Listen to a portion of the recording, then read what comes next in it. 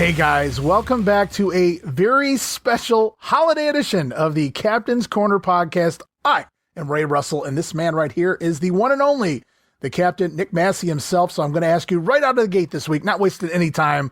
What's happening, Captain? Well, Ray, the holiday season is here and Christmas is fast approaching, and we want to make sure we gave everyone a fun episode, a holiday episode of the Captain's Corner podcast here on the Russellcopia Network. So we're here and we're doing something a little different today. I've been busting your chops recently over the last few months about it. The watch along, I'm excited about it. I know you've done it in a few other formats, so I'm ready when you are. Yeah, we've got the Pro Wrestling Academy video cast with Dan Gennity. We've got the Coliseum video cast with Gene Jackson and Random Wrestling Grenade video cast of all sorts of fun stuff over on Patreon. But this one for free right here. And for anybody listening on audio, you guys can head over right now to youtube.com/Wrestling Grenade and watch the matches along with us and check out how dapper Mr. Nick Massey's looking tonight. We are just having a great time. This is a night off for me. I don't look half as sharp as my man, Steve Curry Jr. Ray over here. One half of the fabulous one. So Scruffy Ray. I'm just slumming and bumming it tonight. Scruffy Ray Dudley here tonight on this end. But no, it's time to roll, guys. What we're gonna do is, and Nick is not joking. He did mention to me a while back, hey, you do all these video casts, Ray. How about I love it. A Portland one. Let's do a Portland video cast kind of leading into the Portland Wrestling Expo, a little build up. So many great legendary matches to go through, and hopefully these will continue leading into the Wrestling Expo. But out of the gate, what I wanted to do for you, Nick, was throw together a few matches featuring a lot of the talent that will be involved at the Portland Wrestling Expo. And I have a little bit of information on each of the matches we're going to watch right now, guys. But awesome.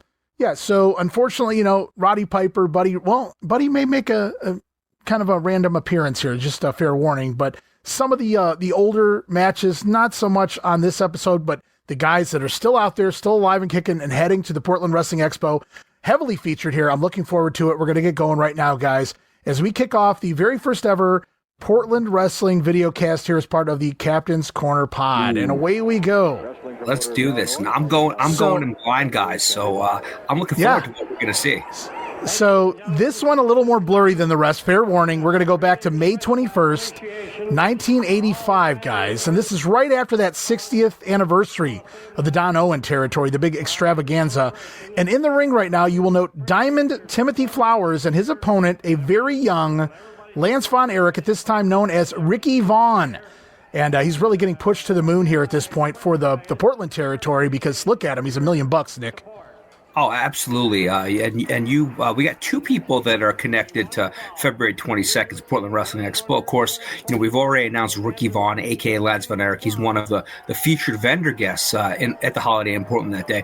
But Diamond Timothy Flowers was someone that I was in touch with. We have a very close mutual friend, Tom Burke. A shout out to Tom Burke in Springfield. And Tom put me in touch. Unfortunately, Timothy's got a very busy work schedule, so he's not able to make it.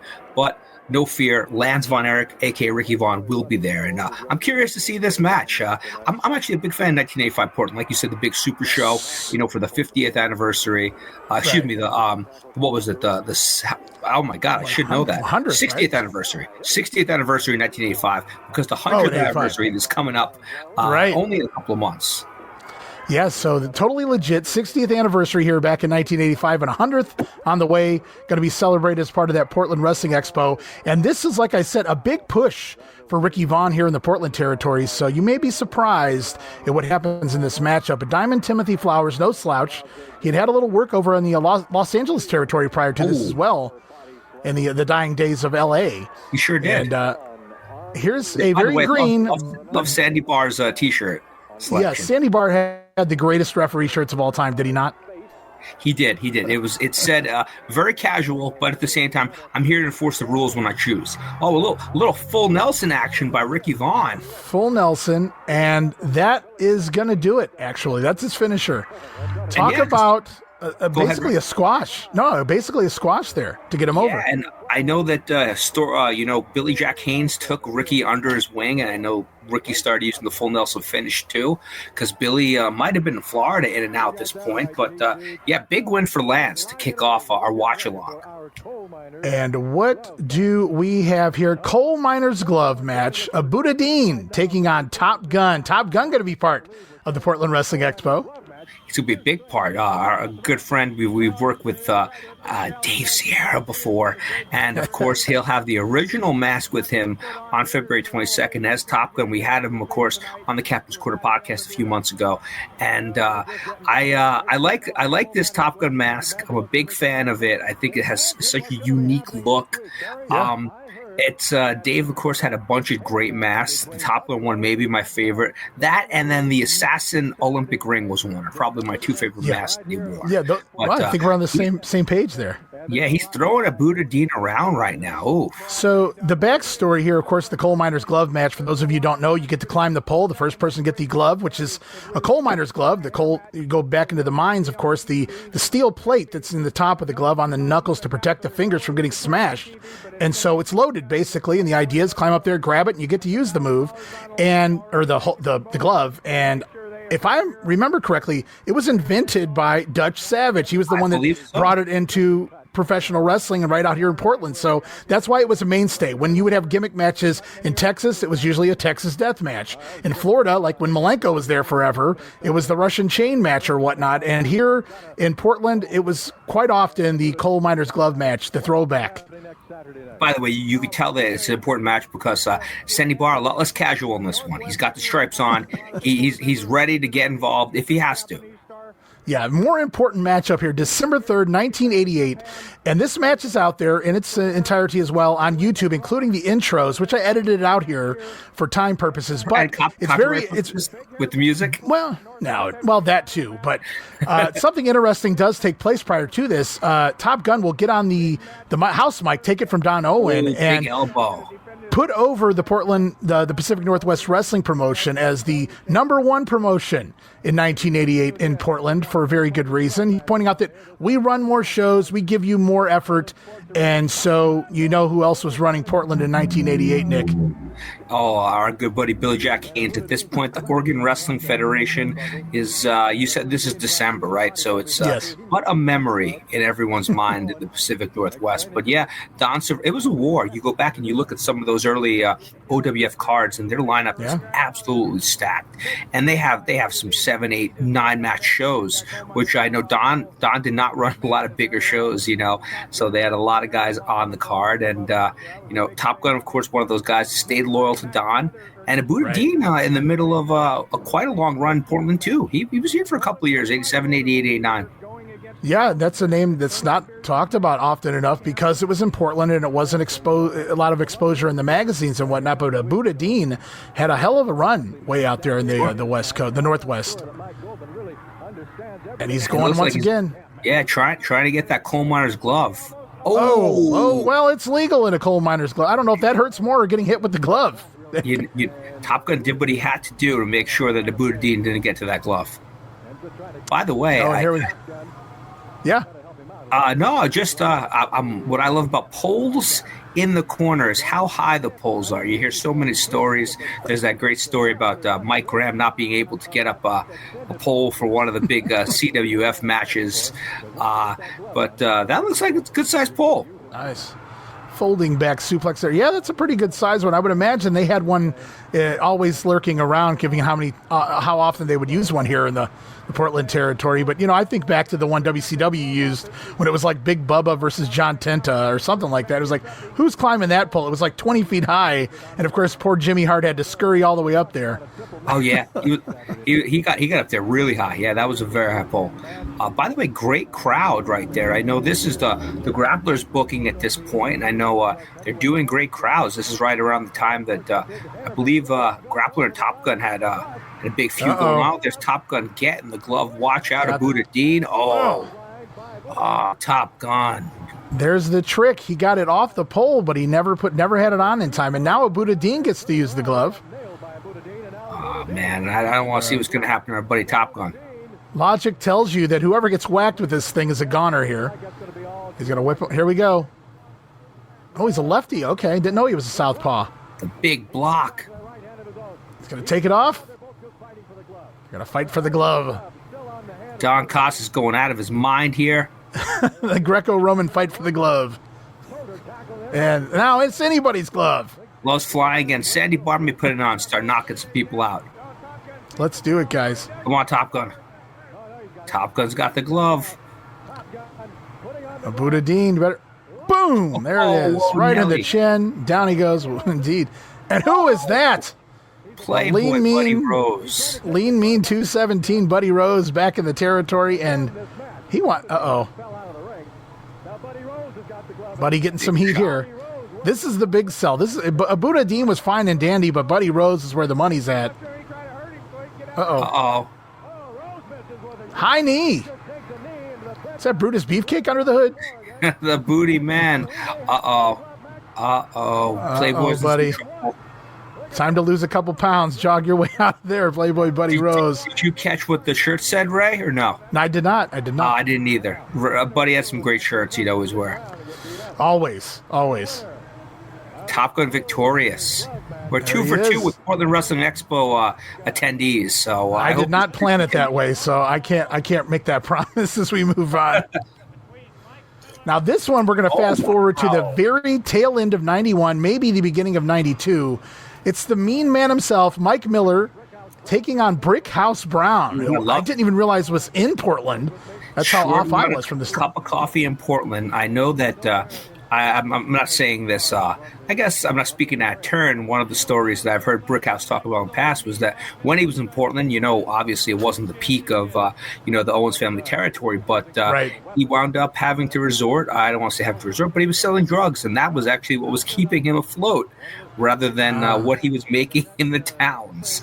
So, but I would imagine that he had to do that in Memphis as well, based on the payoffs there. May have been used to it, but rest in peace, Brickhouse. There's the Mean Man on the receiving end of some fists, some just straight up aggression from Brickhouse. Yeah, I like that swing neck breaker there from Brick, and then it's all fists from there, fists of fire. Another great crowd in the Portland Sports Arena. Did you see the upside down sign on camera? No, I did not. Yeah, upside down sign. At least it's to my view right now. Maybe, unless the whole thing's flipped and I'm just losing it. Maybe they did some of Brickhouse's drugs. I don't know, man. Maybe I did. No, that was episode 1. Kayfabe, brother. Great drop kick by Brickhouse. Miller can't get it going here. Stripes. Yes. Sandy Barr seems to be, he's like Jerry Calhoun in Memphis, right? It's like Sandy Barr's in every match. Yeah. Iron Man. Of course, Sandy Barr, the father of Jesse Barr, Jimmy Jack Funk, and Art Barr, who would be Beetlejuice here, the Juicer, briefly in WCW, and 10-year-old Ray Russell absolutely loved the Juicer, by the way. Oh, him and Trucker Norm. Yeah, I was a big fan too. What a great duo. It's perfect for kids anyway. It worked for me. Short-lived for a lot of reasons that we're not going to go into. But, I enjoyed them too. Sidestepping Brick here. The Mean Man going to take over, looks like, Nick. I'm really excited that Mike Miller's coming to Portland. We were talking about, guys that Brick had a cup of coffee in Portland. Buddha Dean was there a couple of years. Not many people were there longer than Mike Miller, on and off for, a decade. Featured and, both heel and babyface, good guy, bad guy in the territory, won every championship imaginable, and he set up roots in Portland. He hasn't been back there in a few years, so I know he's one of the guys, like all the guys are, but he's especially excited to go back to Portland because it's been a few years now that he's been there. Well, you really outdid yourself in acquiring some of those guys, because you start naming Sierra, Ricky Santana, Mike Miller. They were all there for different periods of time, the Grappler, but a lot of them were there for very long periods of time. And, they're still around. They're happy to be back. I'm sure the fans are looking forward to it. And that's kind of what I wanted to do here this week, was get everybody reminiscing of, I'm going to see these guys in just a couple months' time here, as a kind of a holiday treat, a Christmas present, if you will. Well, you were too kind to both the captain and our listening and viewing audience, Ray. But that was my goal with the Expo. I didn't want to bring guys that maybe had a 1, 2, 3, 4 month stint in Portland, or maybe they had a title run, then they left. It's the guys that have spent time, whether it's a few years, whether it's a decade. Performing for the fans in that Pacific Northwest area. And all of the guys, with maybe 1 or 2 exceptions, spent years in the Pacific Northwest and years watching Sandy Barr, it's very slowly count, and years in the Portland Sports Arena. So it's going to be a big reunion. Portland Wrestling Expo, February 22nd. What does that shirt say that the Mean Man's got on? Can you see? I cannot tell from this vantage point at this point in time anyway. Cheers, by the way, to everyone that's watching. If you're listening, Absolutely. Cheers to you. You just can't see it. Oh. Maybe we'll get some ad revenue. Oh, let's see. Plug the brand. Well, Brickout making the comeback now. Let's see what the mean man does. Some jabs. Oh, a little headbutt. Stay on him. There you go. Miller running around the ring trying to escape is not going to work too well. There's only so far you can go in the Portland Sports Arena. But I love the close-knit, how close the ring is to the fans. You know, really. They're right on top. That front row, what would you say, maybe 3 or 4 feet tops from the apron? Yeah, that's a place where there's literally no bad seat in the house because the risers are right behind the first few rows. Yeah. Whereas the ECW arena, had great crowd, but it was a lot deeper on the floor. And here in Portland, the sports arena, you can see we got the risers there, and everybody has a great viewing. It seemed in a lot of places, maybe not so much now. There's, you have the Portland Sports Arena, you have the Sportorium in Texas. A lot of places, those maybe 12, 13, 14, 1,500 seat, venues that were getting weekly wrestling and right. Look great on TV just because of the passion, the emotion, how close everyone was. Speaking of close, I think Brick's pretty close to, is that Lucille, maybe. Oh, that is Lucille. A revamped Lucille. That's a giant Lucille. Yeah, that's a very colorful Lucille. Yeah. And that's going to do it. That's a disqualification. And they don't call him the Mean Man for nothing, though. What were you expecting from a guy named Mean Mike Miller? And he's not done yet. Our streak is over, this. Oh. Yeah, but big pile driver. He lost the battle, but maybe he won the war here. He's not done yet. Yeah. Man, pile driver on the board. Great aim, I might add. Oh man, what did Brick do to deserve this? Getting choked out now. Charged him too much for the after-hour party. Yeah, maybe that's what it was. Sandy Barr getting involved while still staying out of the way. Right. And Mike Miller beating up on Brickhouse. And wisely so. Well, let's see what we got on tap next. Ooh, all right. This is Jonathan. Holiday. Yeah, I didn't have to tell you, Nick. You have outdone yourself tonight, Raymond. February 10th, 1990, we're going to go back to this time. Jonathan Holiday, great heel, doing the effeminate character, if you will, taking on Ricky Santana here. Ricky Santana coming to the Portland Wrestling Expo, I'll have you know. You sure will be. Ricky is one of those guys, like a Mike Miller, like a Dave Sierra, like a grappler that had a lot of time in the Portland sports arena, a lot of time in the towns outside of Portland. And I think this is around 19. What year did you say? 1989, or is this February 1990? 1990, okay. February. Okay, so just turn into 1990. Ricky's actually going to be bringing ring used Portland jacket that we're going to be auctioning off at the expo. So there's going to be some signature items. Ricky's bringing a jacket, Top Gun's bringing an original mask, the Grappler's bringing a mask, and we're going to have silent auctions too, where people will be able to just bid on it while the expo's going on. You'll be able to take home a one-of-a-kind piece of ring used memorabilia. So that's another exciting event. It may be breaking news, actually. So.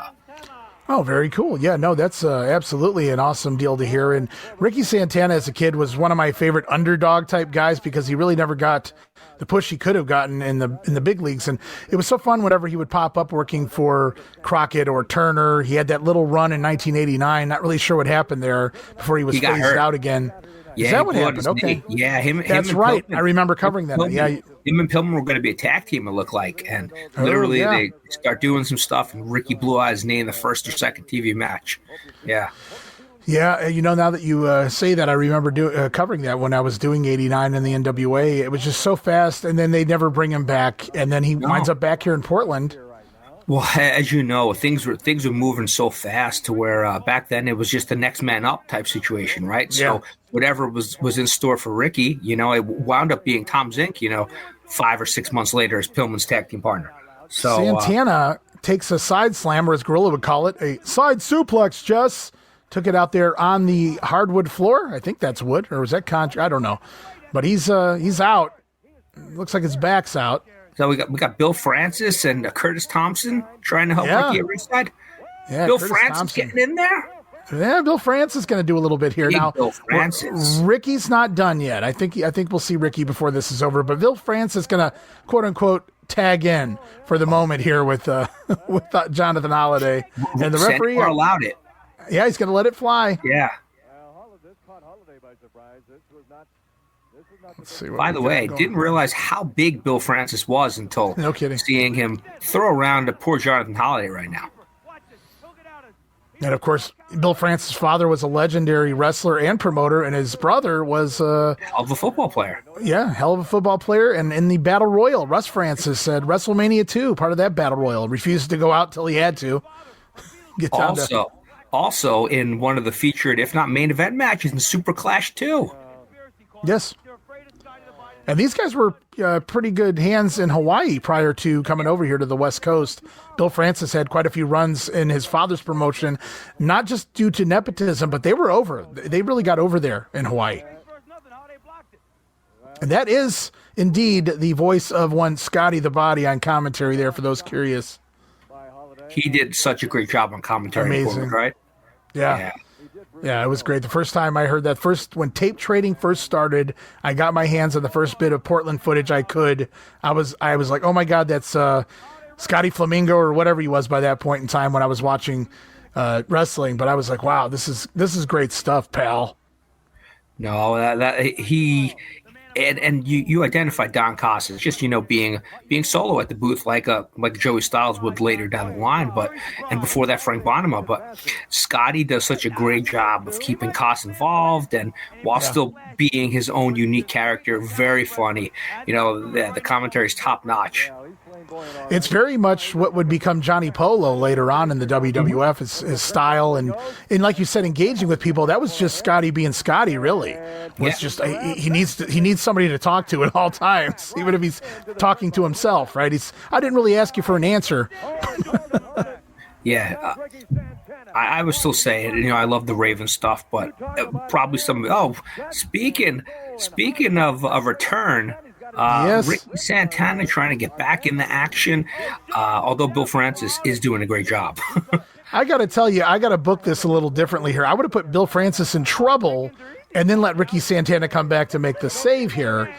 But that's all right. We got Holiday in trouble. Ricky Santana back for revenge. Nice flying clothesline.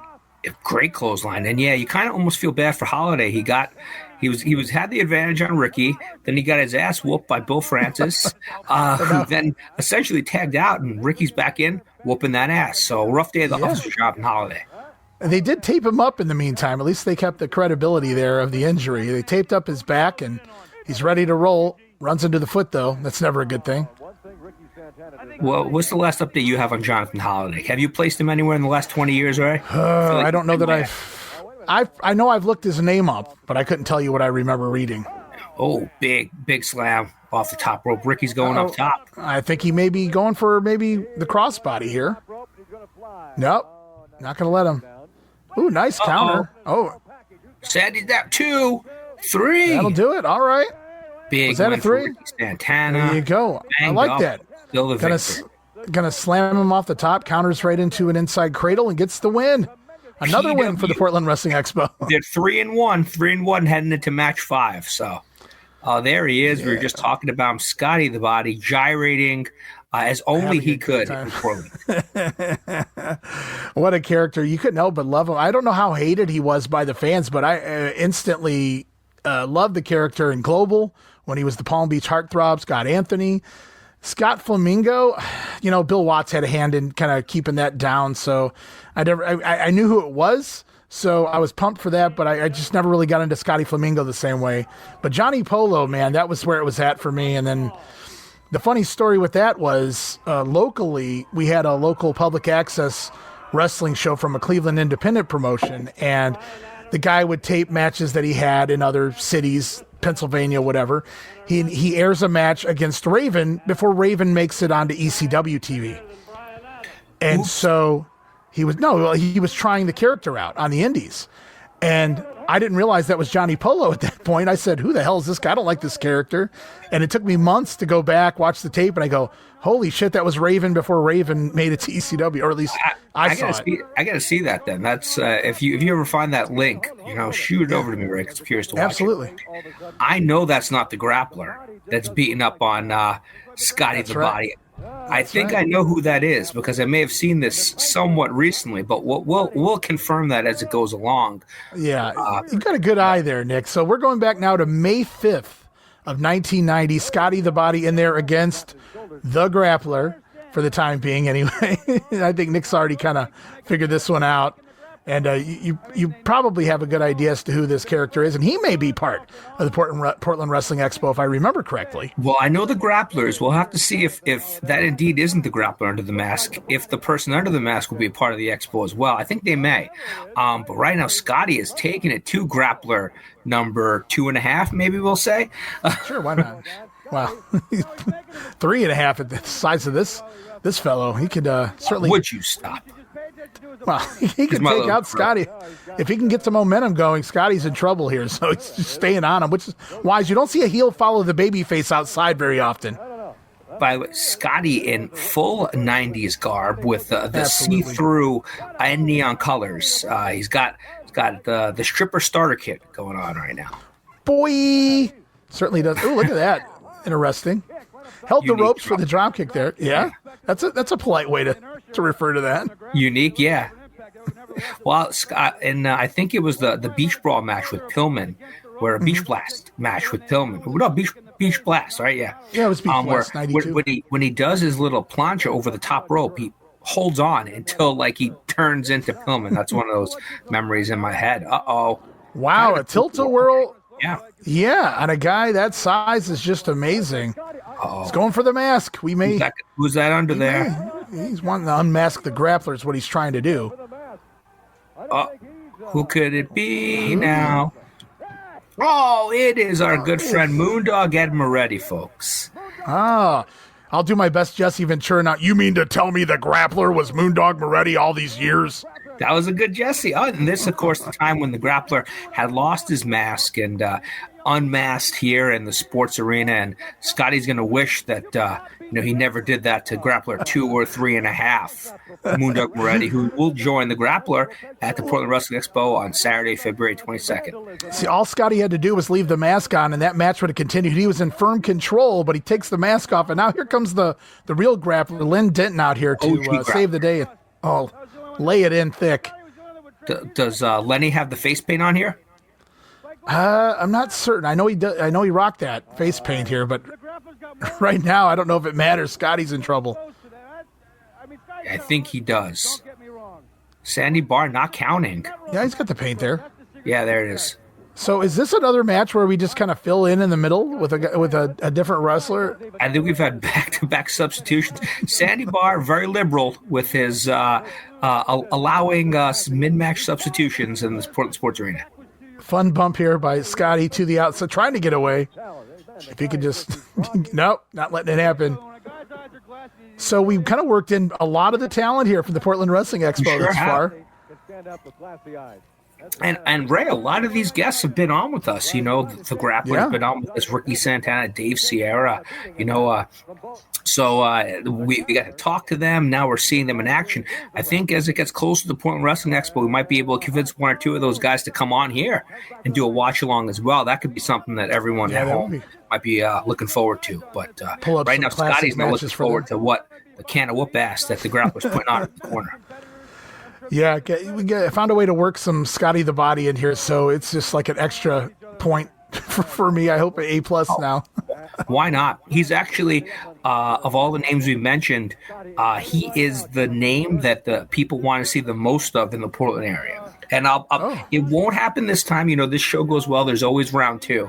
Can't have everything on the first night. But at the same time, if it doesn't, I feel like the talent that we have announced so far is definitely a great representation of the Portland territory of the last, 10 years of its existence. Scotty really doing some interesting moves here for a heel drop kick off the middle rope. No, I think Scotty is a baby here. No kidding. Okay. Yeah. This is right. This is, I believe, the turn. This is the feud that turned him. Right. So, that's right. The angle before this. You got. See, I got my stuff out of order here. Yeah, this is. They actually do a really fun sing-along skit at the bar, where Lenny's got a great voice. I gotta have him sing at the expo, and then Scotty comes in and butchers something, and the fans are all over whoever Scotty is. Is that Ginger? I think that's Ginger. That is Ginger, and she had been missing in action for a little bit at this point, so this is her return, actually. Mm-hmm. And he was going for that red dye, basically kind of Muda mist, if you will, from the boot. Oh, he traded it. Oh, it's tailor-made Medina. Sure is. The future DX Tori, the future Terry Power. Yeah. Putting hands on Ginger.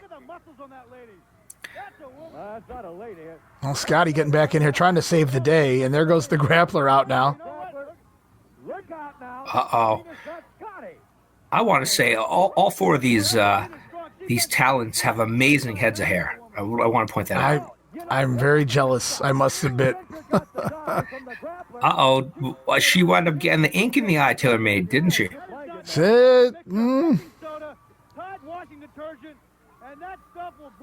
Tide washing detergent. It's not just any washing detergent that's in there. It's Tide washing detergent. Tide, yeah.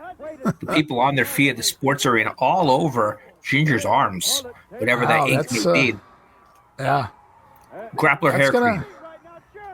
That'll do it. They know all of the ingredients is what bothers me, Nick. They knew exactly what was in there. Wow, that was fun. That was a fun time. Fun 30 minutes in and out, and a ton of talent. Been asking about for a bit, Ray, and you did not deliver. That was quite the smorgasbord of talent and fun viewing, all related to the Portland territory. And you featured a lot of the guests at the expo. Everyone head over to pwexpo.com. One of the cool things about Portland is, obviously world class. They had their TV at the Sportatorium for the most part. Then they'd have Fort Worth TV. But, you'd see them in the Cotton Bowl in Texas Stadium. So on and so forth. But a lot of the only footage we have for the most part that exists, other than the occasional big show and literal one-off, for the 60th anniversary. And then there's another show that I just saw recently from September 85. That was the second anniversary, I think, in Seattle. But, not a lot of stuff from outside the sports arena, professionally shot. So, right. The Portland Sports Arena is the background for all things Portland wrestling that we have on video for the most part. Well, what was so good about the Portland Sports Arena was your TV tapings were there and your big events were there. It was kind of like the ECW Arena, though. Plenty of fan cams, lots of house shows and things like that are out there, and they would kind of move into New York a little bit as well. But for the Portland area, this was it. This was the bread and butter. I mean, you taped on a Saturday or whatever for your TV, and then if you had a big show Tuesday night, then it was right back in the same building. So people knew where to find it. And I know it was live at one point, and then I forgot what year it stopped being live, and then they started putting it up on delay. And then the big sell at that point was people would be able to go to the show and then get back home and watch themselves on TV. Right. So I got to find out. Someone's got to know what year that it stopped being live. But it's definitely very, very early 80s. Early 80s, yeah. At the latest. Yeah, I remember that. Right, yeah. It was early 80s somewhere. I don't want to state of fact and be wrong, but it was definitely somewhere in the early 80s. I remember that much when I was doing the research before. But yeah, that was a fun time, man, to go back and just cut out a few matches, throw them together, and I'm like, oh, all these people just happen to be part of the expo, so it worked out well. And I do have some other plans. If we do any more watch-alongs, I have some great footage. We'll go back deeper dive. I have like sort of a grappler classic, some good matches from the grappler from the 1980s, as well as just some other fun matches if we have time eventually down the road. Some Roddy Piper, Buddy Rose, things like that. I think we can kind of have this as the stocking stuffer for everyone's Christmas morning. You got to watch a little Portland wrestling before opening up the gifts. And hopefully you enjoyed me and Ray kind of, going back and forth and, talking about the expo, talking about random bits of wrestling that incorporate our brain on a regular basis. So I had a great time. That's the entire idea of the video cast, to do them all the time. Nick, this is your first one, at least with me. And I had a fun time. I thought we flowed just nicely as usual on the podcast. And again, if you're listening on the podcast, do yourselves a favor, go back and watch these matches along with us. YouTube.com youtube.com/wrestling grenade, going to be available here on the podcast, but also as a video cast on our YouTube account. So check it out both ways. Great time. It was I hope to do it again before we get to the expo, but certainly a great holiday gift, hopefully for everyone out there that was interested, just in watching some old school wrestling in general, and are certainly fans of the Captain. Well, we've over the last few months, we've done such a great job of, getting some guests on here. You're the best producer around, the best co-captain around, Ray. And, we've had some guests and we've heard some great stories, but this is the first time we got to see some footage. So, this has got to be episode 7 or 8. I'm bad with the numbers offhand. And I know CW Bergstrom, our most recent release, wink, wink. It was good to see some footage here of, the guys that are coming to the expo. And like I said before, we'll definitely be able to get the Grappler on, Top Gun, Ricky Santana, talk about some of their matches, which if you thought this stocking stuffer was good, once you hear them talk about their matches, that's the holiday present that we'll definitely be able to get taken care of in the next few weeks. I'm certainly looking forward to that, Nick, as we wrap up this edition. Just want to wish everyone out there Merry Christmas, Happy Kwanzaa, Happy Hanukkah, all that good stuff. Happy holidays, everyone. And, of course, a Happy New Year. Everybody stay safe and have a great time with your friends and family. And don't forget to check out, everything on the WrestleCopia Network. And don't forget to check out the Captain's Corner. Where can they find you, Nick, on social media? It's Captain's Corner on Facebook, and then also at Captain's Corner on Instagram. We are making some announcements for a Maiden Voyage 2025. We've also got an announcement coming up. Captain's Corner is going international for our first convention. Wow. That news should be dropping at some point in the next couple. You mean of I got to get a green card? Yeah. You got to get that get stamp on there. But we're going to have some good times in January. Of course, February is the expo. And then let's not forget Glory Days GrappleCon 2, March 29th in Lutz. We've already announced Arn Anderson, Ming, Colonel Parker, Dutch Mantel, Bunkhouse Buck, Glacier, so many great names. Right. Ray, I hope to see you either in Lutz in March or hopefully before that, Portland in February. Yeah, well, gotta wait for tax time, and then we'll see what we can do. Do us right, Santa. We want Ray in this place. Well, with 40 kids, man, Christmas is kicking my butt right now. But you know what you guys can do to make it happen? Head on over to patreon.com. Thanks, by the way, Nick. Patreon.com/WrestleCopia. Lots of great stuff there at the $5 all access tier and the VIP Superfan tiers where you can watch all the great video casts that we do. And so, yeah, check those out. That would be go a long way in helping us pay the bills to keep everything up and going. And looking forward to doing this again very soon, Nick. Wishing you a Merry Christmas, Happy Hanukkah, and all the great stuff in between. And we'll see you guys soon again. Nick, I'll let you do the sign off. Oh, we got to end it the way we always end it. Happy holidays, Merry Christmas to you, Ray, but we got to end it with a cheers to the working man. Cheers, guys.